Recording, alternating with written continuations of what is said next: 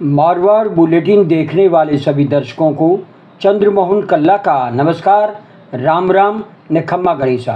आज के समाचारों में जोधपुर में आज बादल जमकर के बरसे और बादल बरसते ही जोधपुर का संपर्क एक मोहल्ले से दूसरे मोहल्ले तक का कट गया। हालात ये थे कि 2 घंटे तक इतनी जमकर के बरसात हुई कि जिला प्रशासन की पोल खोल करके रख दी। हालत ये थी कि एक ही रफ्तार से बरसात होने से जनजीवन चौपट कर दिया। सबसे बड़ी बात यह है कि जोधपुर में देश का सबसे बड़ा बाबा रामदेव का मेला भरा जा रहा है।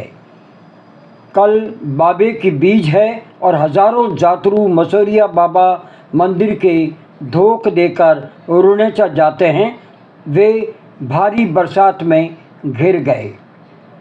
टूटी सड़कें, बड़े गड्ढों में पानी भरने से पैदल, साइकिल पर चल रहे और वाहनों पर चल रहे यात्रियों को भारी परेशानियों का सामना करना पड़ा। कई तो बीच सड़क पर गिर पड़े, उनके चोटें आई। भंडार लगा करके सड़क किनारे बैठे जोधपुर के बाबा सेवकों ने जा कर के उन्हें सुरक्षित स्थानों पर पहुंचाया, उनकी मरहम पट्टी की। लेकिन ऐसे हालातों में जिला प्रशासन कहीं नज़र नहीं आया और यातायात पुलिस तो बिल्कुल ही नज़र नहीं आई, जो कि हर समय खड़ी रहती है। लेकिन बाबा रामदेव के इस बड़े मेले में जिला प्रशासन ने एक भी होमगार्ड तक और सुरक्षा गार्ड तक नहीं लगा रखे थे। अगर लगाए भी हैं तो भारी बरसात के कारण से वे कहीं जाकर के छिप गए। हालात ये हैं कि जोधपुर के इतिहास में ये पहला मौका है जब बाबा के बड़े मेले में जोधपुर की सड़कों का बुरा हाल है। गिरने बैठे तो 20,000 से अधिक खड्डों के बड़े बड़े निशान मिल जाएंगे। कई सड़कें तो बह ही गई और जिला कलेक्टर जोधपुर ने इतने बड़े मेले से पहले प्रशासन की कमर नहीं कसी, लगाम नहीं कसी।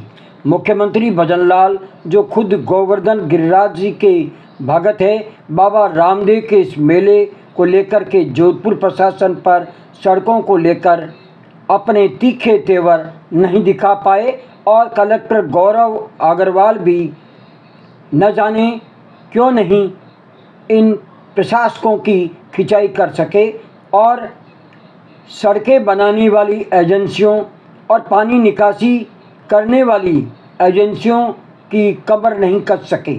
और यही कारण रहा कि जोधपुर में 2 घंटे की बरसात ने जोधपुर प्रशासन की पूरी तरह से पोल खोल करके उस समय रख दी जब देश का सबसे बड़ा मेला बाबा रामदेव मेला भरा जा रहा है। जोधपुर में नालों की सफाई व्यवस्था पर कोई तरह का काम हुआ ही नहीं। पानी निकासी नहीं होने से सड़कें दरिया बन गई। जोधपुर के हर इलाके में 2 घंटे से 3 घंटे तक कमर की ऊंचाई तक पानी था। जोधपुर 3 भागों में विभक्त हो गया और सभी वाहनों के पहिए थम गए, लोग पानी में फंस गए।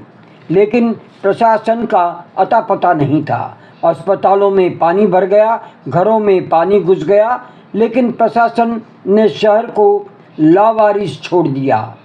केवल पूर्व मुख्यमंत्री अशोक गहलोत को दोष देकर के पल्ला झाड़ने वाले मुख्यमंत्री भजनलाल 8 माह पहले ही जब सरकार संभाल सके थे तो जोधपुर के पानी निकासी को लेकर के उन्होंने भी कोई बहुत बड़ा काम नहीं किया। सड़कों की मरम्मत करवाने के लिए दिशा निर्देश नहीं दिए। यहाँ तक कि गत दिनों जब प्रधानमंत्री जोधपुर में आए तो भजनलाल भी जोधपुर में थे और मेडिकल कॉलेज के पास में पानी से भरे गड्ढे को उन्होंने देखा और लोगों को कहा मैं जांच करवाऊंगा।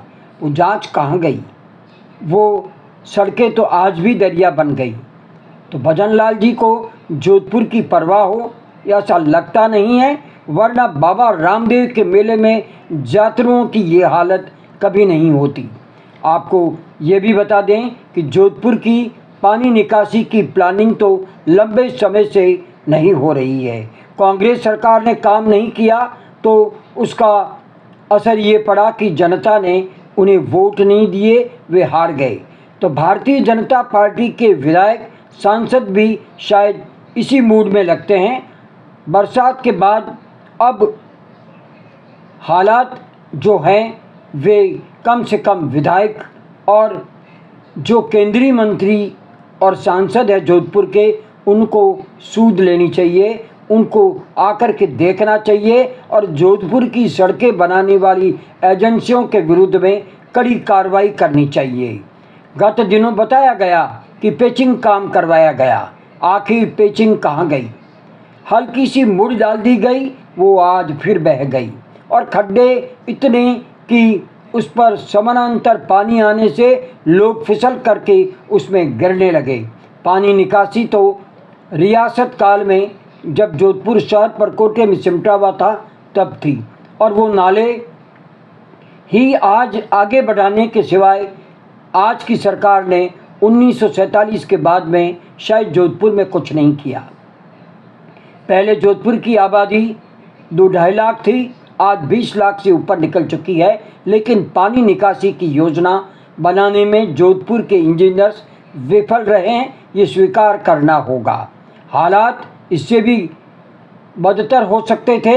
अगर जोधपुर में भी 10 से 12 घंटे बरसात आ जाए तो आप सोचिए जोधपुर की क्या हालत होगी। जोधपुर में भूजल अगर खड्डा खोदें तो 3 फीट नीचे है।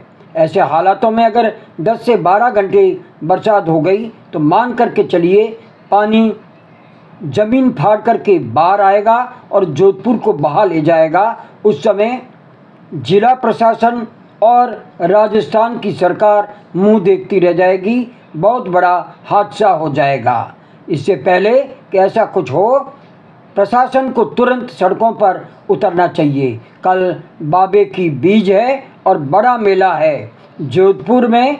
कहा जा रहा है 1 लाख से अधिक यात्रु आ चुके हैं और इतने ही आज और कल में यहाँ पर मसूरिया बाबा के दर्शन करने के लिए आएंगे। कल सुबह भगवान ना करे, बाबा ना करे, भारी बरसात हो गई तो यात्रियों को बड़ी परेशानी होगी।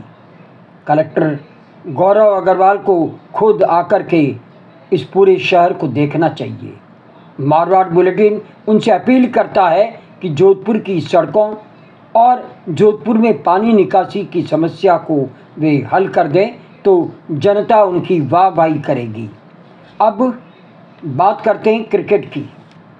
जोधपुर के बरकतुल्ला स्टेडियम में फिर एक बार लीजेंड क्रिकेट का आयोजन 20 सितंबर को होने जा रहा है, लेकिन शर्मनाक बात यह है कि राजस्थान क्रिकेट एसोसिएशन की एडॉक कमेटी लीजेंड क्रिकेट आयोजन की प्रेस कॉन्फ्रेंस में शामिल थी। उनसे किसी ने भी यह नहीं पूछा कि बरकतुल्ला स्टेडियम में फ्लड लाइट का कनेक्शन क्यों कटा हुआ है। आरसीए 80 लाख रुपए जोधपुर डिस्कॉम को नहीं जमा करवाने के कारण फ्लड लाइट की लाइटें काट दी गई। जोधपुर का बरकतुल्ला स्टेडियम बिना लाइट के चल रहा है और कनेक्शन काट लिए जाने के बाद में फ्लड लाइट कैसे आएगी, फ्लड लाइट की रोशनी कैसे आएगी? क्या लीजेंड क्रिकेट करवाने वाले 80 लाख रुपए पहले भरेंगे या आरसीए कुछ जुगाड़ करेगा या भजनलाल सरकार लीजेंड क्रिकेट करवाने वालों पर मेहरबान होगी? लेकिन बरकतुल्ला स्टेडियम जिसके हालात इस समय ऐसे हैं कि यहाँ पर अभी राज्य स्तरीय अंडर 16 क्रिकेट टूर्नामेंट करवाने के लिए जो नई नवेली जिला क्रिकेट एसोसिएशन बनी है उसे भी पसीना आ गया। उसने भी घास कटिंग के लिए अपनी जेब से हज़ारों रुपए खर्च कर दिए, क्योंकि आरसीए ने ये स्टेडियम एमओयू के तहत जेडीए से ले तो लिया लेकिन मेंटेनेंस का काम बिल्कुल नहीं किया। इसकी जांच होनी चाहिए कि आखिर ये एमओयू होने के बाद में आरसीए क्या कर रहा था। और अब जब लीजेंड क्रिकेट होने वाली है, जिला क्रिकेट एसोसिएशन इसमें लगातार कह रहा है कि जोधपुर के लिए खुशी की बात है। प्रधानमंत्री नरेंद्र मोदी की खेलो इंडिया के कारण से मैच हो रहे हैं। तो गत वर्ष भी ये मैच हुए थे और शानदार ढंग से हुए थे। उस समय बरकतुल्लाह स्टेडियम दुल्हन की तरह सजा हुआ था, लेकिन आज फ्लड लाइट कटी हुई है। कहा जा रहा है कि वैभव गहलोत के कार्यकाल में ये बिल जमा नहीं हुआ। वैभव गहलोत आरसीए से इस्तीफा दे चुके हैं। तो क्या 80 लाख रुपए आरसीए अपने फंड से निकाल करके बरकतुल्लाह स्टेडियम, जिस पर वो काबिज है, इसका बिल क्यों नहीं भर रहा? इसका जवाब तो राजस्थान क्रिकेट एसोसिएशन को देना ही होगा, वरना जोधपुर के क्रिकेट दर्शक लीजेंड क्रिकेट के लिए तरस जाएंगे। या फिर लीजेंड क्रिकेट के आयोजकों से ऐसी कुछ बातचीत हुई है कि ये 80 लाख रुपए जमा कराने के बाद में यहाँ पर फ्लड लाइट आ जाएगी। या फिर यह भी हो सकता है कि लंबे खर्चे से डीजल डाल करके फ्लड लाइट जलाने का काम किया जाएगा, लेकिन वो संकट वाला होगा। ये किसी भी समय फ्लड लाइट बंद हो सकती है। बहरहाल मारवाड़ बुलेटिन ये आशा करता है कि जोधपुर के क्रिकेटर्स को क्रिकेट छोड़ सके अंतर्राष्ट्रीय क्रिकेट खिलाड़ियों हरभजन सिंह और शिखर धवन जैसे खिलाड़ियों को खेलते हुए देखे, यूसुफ पठान जैसे खिलाड़ियों को खेलते हुए देखे, ग्रिस गैल जैसे खिलाड़ियों को खेलते हुए देखे। मारवाड़ बुलेटिन हमेशा चाहेगा कि जोधपुर के क्रिकेटर्स ये मैच देखें, लेकिन इसके लिए सरकार, राजस्थान क्रिकेट एसोसिएशन और जोधपुर विकास प्राधिकरण को उस बरकतुल्लाह स्टेडियम को वापस लौटाना होगा, जो कि गत सरकार के कार्यकाल में करोड़ों रुपए खर्च करने के बाद बनाया गया था। आज इसकी ज़रूरत है कि एमओयू होना एक अच्छा काम था, लेकिन एमओयू को निभाना अलग बात है। आरसीए की एडोक कमेटी, जो खुद भी अभी स्थायी नहीं है, वो किस तरह से आयोजन करवाएगी, ये देखने का मामला होगा। बहरहाल आज बस इतना ही। अगला समाचार बुलेटिन लेकर फिर हाजिर होंगे, और इजाज़त लेने से पहले हम जानना चाहते हैं कि आपको ये चैनल कैसा लगता है। अगर आपको ये चैनल पसंद है तो इसे सब्सक्राइब करें, लाइक करें, शेयर करें और इस चैनल को बढ़ावा दें। नमस्कार, जय हिंद, जय जय भारती।